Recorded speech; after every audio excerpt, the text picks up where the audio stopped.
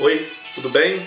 A gente deseja compartilhar com você hoje um texto muito interessante da Palavra de Deus, está em Atos dos Apóstolos.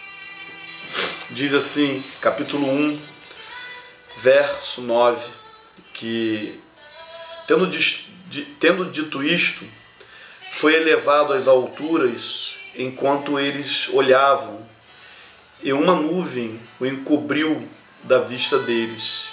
E eles ficaram com os olhos fixos no céu enquanto ele subia.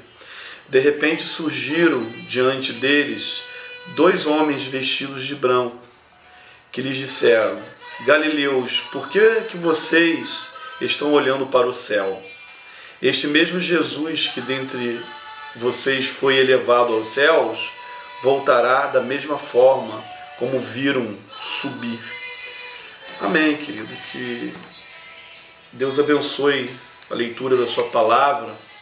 A gente quer refletir hoje sobre a ressurreição, falar desse poder de Deus de vencer a morte, esse poder de Deus de ter vitória sobre a morte, de garantir a todo aquele que confia nele essa mesma vitória. Mas, pastor, vitória sobre a morte, como assim, pastor? É você não ter a sua morte eterna. É você não partir dessa vida sem Cristo.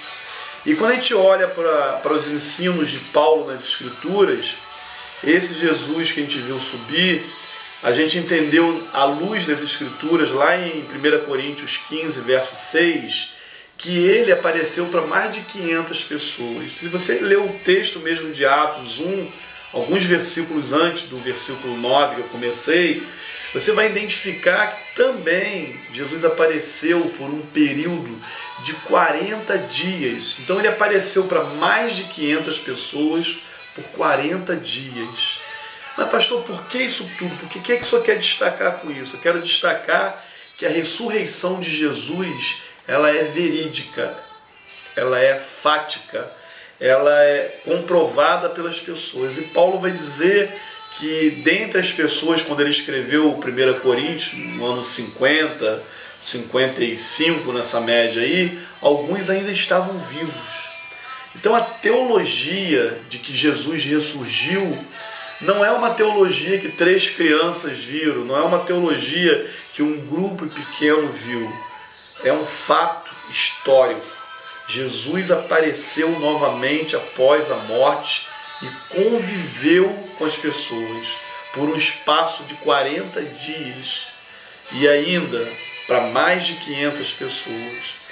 Isso traz um conforto na gente em crer em um Deus que tem esse poder sobre a morte.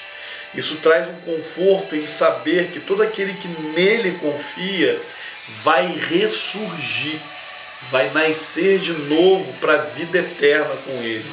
Isso gera na gente um conforto em saber que a morte não é um mergulho no escuro, nem um fim que termina a vida e acabou. Na época de Cristo tinha alguns grupos, os saduceus, por exemplo, eles não criam na vida após a morte. Algumas pessoas hoje não creem nisso. Algumas pessoas acreditam que depois da morte acabou. É o existencialismo, não existe mais nada. Mas o tempo todo, os ensinos bíblicos, as palavras de Cristo, vêm nos apontar para que a vida existe. E ele veio para mostrar. Ele veio, ele venceu. E ele garante a todo aquele que nele confia ressurgir.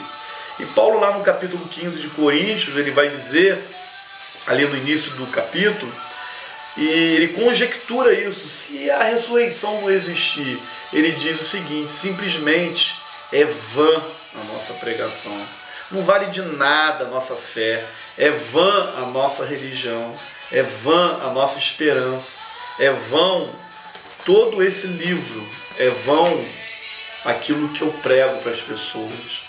Então a ressurreição é uma doutrina central da Bíblia, uma doutrina que garante a vida eterna para quem confia, mas muito mais do que isso. Não é só para a vida eterna, que Paulo vai falar disso. A gente esperar em Cristo somente para essa vida aqui, então a gente depende de Cristo para essa vida, mas também para a vida futura. Tem um jargão que eu não gosto muito de jargão, mas ele é muito interessante que as pessoas dizem por aí, né? Você pode até viver sem Cristo, mas se você partir dessa vida sem Cristo, meu amigo, vai ser terrível para você. Porque a única esperança de salvação e de vida eterna está no nome de Jesus, o nosso intercessor, aquele que ressurgiu comprovadamente, historicamente. Louvado seja Deus por esse poder maravilhoso da ressurreição, que concedeu ao seu Filho vencer a morte e que concede também a você a vencer, se você assim crer. Que Deus te abençoe, em nome de Jesus.